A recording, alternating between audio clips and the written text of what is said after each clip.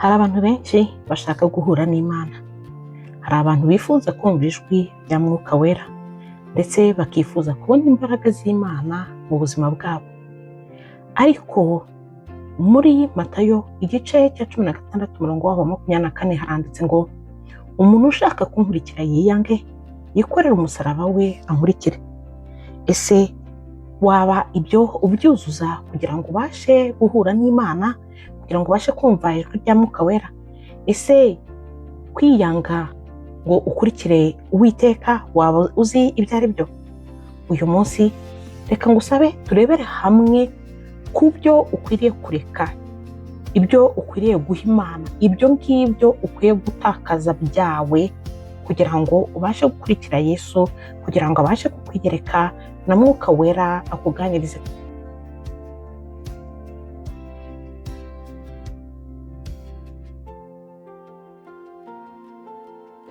Nshuti mwene data, icyo nshaka kukubwira uyu munsi mu nkuru yacu ni ukukubaza ngo se waba uri tayari kuba hari ibyo wareka kugira ngo ukurikire Yesu? Reka ngusomere muri Matayo igice cya 19 umurongo waho wa 21 ngo Yesu aramusubiza ati nushaka kuba utunganye rwose genda ugurishe ibyo utunze maze uhe abakene, nibwo uzagira ubutunzi mu ijuru, uherekuze unkurikire. Ese nshuti mwene data, waba wibaza ko Yesu abwira uyu mwene data ngo nagenda agurisha ibyo atunze abiha abakene amukurikire? Nuko Yesu yarebaga ibyo atunze akabona ko ari ibyaha? Oya, yari afite ubutunzi, yari afite amafaranga, yari afite amazu, ibyo byose ntabwo ari ibyaha. Ariko Yesu aramubwira ngo ngaho ugenda ubitanguze unkurikire. Niki waba ufite, waba uri tayari kureka kugira ngo ukurikire Yesu? Ese waba uri tayari kureka ibyakubase kugira ngo Yesu akwiyereke, kugira ngo Mwuka Wera akuganirize? Mu by'ukuri ntago Imana izabana nawe ufite ibindi bintu byakubase, ufite ibintu ukomeyeho. Niba uri umuntu ukunda gushaka amafaranga cyane, ukumva nicyo kintu ushyize imbere kuruta gushyira Imana imbere, ntago Yesu azaza ngo akuganirize, ntago uzumva ijwi rya Mwuka Wera. Niba ukunda wenda amafilime, ugakunda kureba filime cyane, ntago Yesu azakuganiriza kuko icyo ushyize imbere ni filime. Niba wenda tuvuga ukunda gukina amagame, ukumva nyine game nibwo buzima bwawe, ukabuharika n'indi mirimo kubera ko uri gukina game, ibyo nibyo byakubase, ntabwo Yesu azaza ngo akuganirize kandi abona hari ibindi bifite ikibanza mu buzima bwawe. Si ibyo gusa, ibaze niba ukunda abantu b'abagabo bakunda gukunda football, ugakunda futu, ukumva nyine nicyo kintu cyawe wahora ureba, ukumva aho futu yaba igomba kuhaboneka, ariko mu by'ukuri bakubwira gusenga, umuntu yakubwira tuzaze tunasengane, ugasanga ibyo uri kubyumva nk'ibintu udashaka guteramo intambwe, ukumva ushatse kubwira umuntu impamvu zindi zidashoboka kugira ngo mutazabana muri ya masengesho, ariko aho bari kukubwira ngo aho futu iri bubere ukumva ko ugomba kuhaboneka. Ese uri tayari guha iki Uwiteka kugira ngo abane nawe akuganirize? Ukomeje iyo nkuru yo muri Matayo igice cya 19 umurongo wa 21 wakumva uwo mugabo icyemezo yafashe. Yesu amubwiye ngo ngaho genda utange ibyawe byose ufashe abakene uzunkurikire, yarababaye ahita agenda ababaye kuko yumvaga Yesu amusabye ikintu kidashoboka adashobora kureka.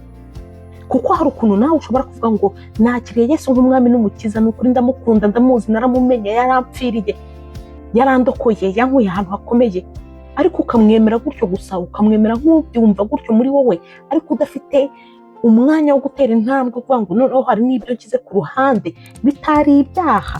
Kureba iyo futu si icyaha, kujya aho bari kwikinira si icyaha, kureba filime zipfa kuba atari izikujyanisha ikuzimu ntabwo ari icyaha, gukina game si icyaha, kereka za game zirimo nyine ibintu by'ikuzimu ntabwo ari icyaha. Ariko ni biki byagufatiraga umwanya ushaka gusimbuza umwanya w'Uwiteka kugira ngo abane nawe, aganire nawe? Muri Matayo igice cya 6 umurongo waho wa 21 haranditse ngo kuko aho ubutunzi bwawe buri ariho n'umutima wawe uzaba. Bishatse kuvuga ngo icyo umutima wawe uriho nicyo ubusenga. Ni ese aho umutima wawe werekeje niwo nyine ubutunzi bwawe buri, nicyo ukomeyeho. Niba hari ikintu kikubase mu mutima wawe, ukumva ko aricyo kintu ushyize imbere, ukumva ko aricyo kibanze, nuko ariho umutima wawe uri, kandi niho nyine niho ububasha bwawe buri, niho imbaraga zawe ziri. Ariko nushyira imbere Uwiteka ukumva ko umunsi ku wundi niwe ufite ikibanza kinini mu mutima wawe, ndakubwiza ukuri ko azakwiyereka, azaganira nawe, uzatangira kubona ko ubuzima bwawe bwahindutse, uzatangira kubona ko hari ikindi kintu gishyashya kiri mu buzima bwawe.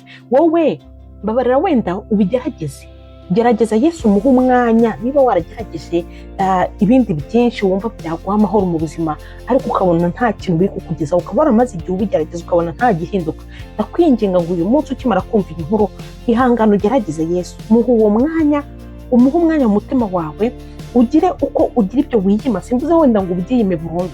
Niba wenda warebaga futu mu cyumweru ukaba wayirebaga nk'iminsi 5 yose, fata byibura iminsi 2 ujye ureba iyo futu, indi minsi 3 isigaye uyihe Uwiteka, ugende ubigabanya gake gake, bya bindi byakubataga ubihe umwanya muto, noneho undi mwanya munini uwuhe Uwiteka. Ndakubwiza ukuri ko uko mbikubwira uzamubona kandi azaganira nawe, azakwiyereka. Mu by'ukuri kwiyanga nibwo buryo bwo kubona Yesu. Nk'uko muri Matayo 16:25 havuga ngo wifuza kurokora ubugingo bwe azabubura, ariko ubugingo bwe ku bwa Yesu azabubona.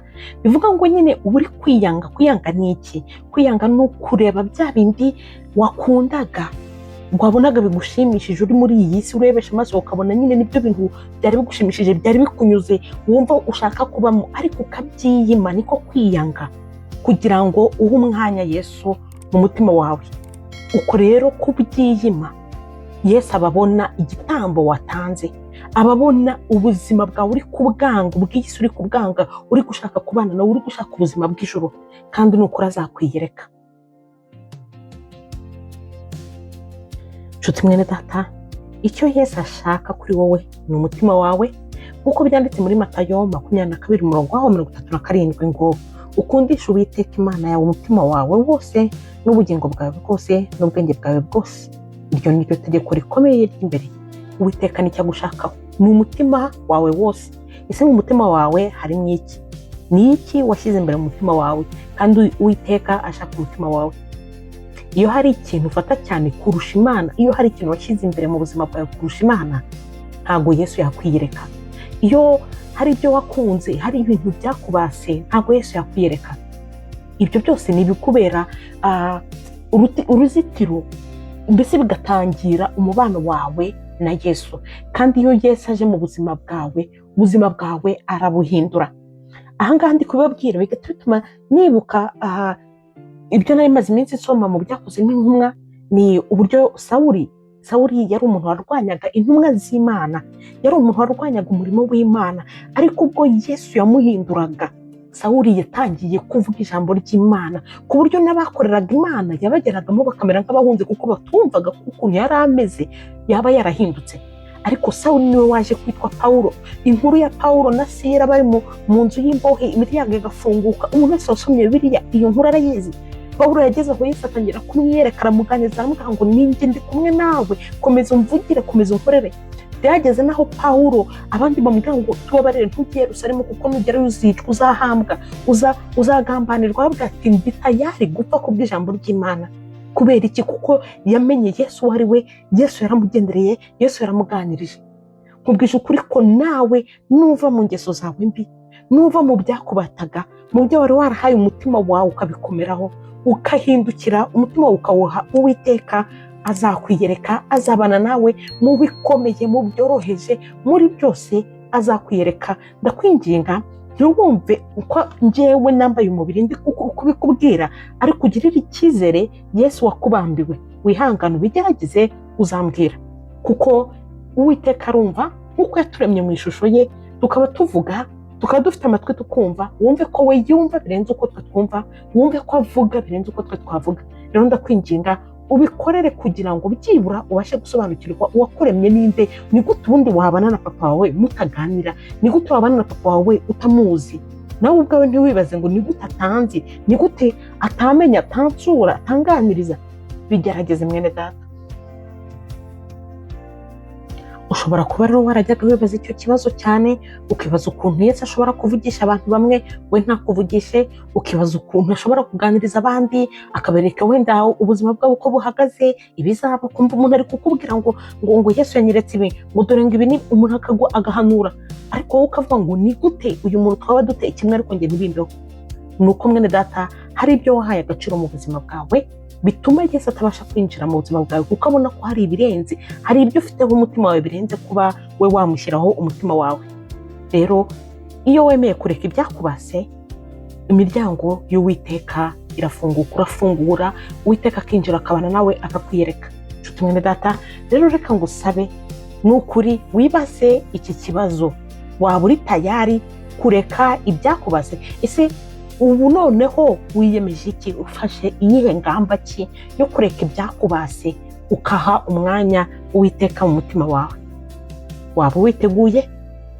Nukuri reka ngusabe ukore like kuri iyi nkuru, kandi ukoreshe ya ku nshuti, ku bavandimwe. Hari benshi baba bakenewe n'ukuri gusobanukirwa kugira ngo nabo babashe kwegerana n'Uwiteka Imana yabo yabaremye. Reka ngusabe ukore na subscribe niba utarayikora, kandi nkomeje gushimira na buri wese wakoze subscribe. Imana iduhane umugisha.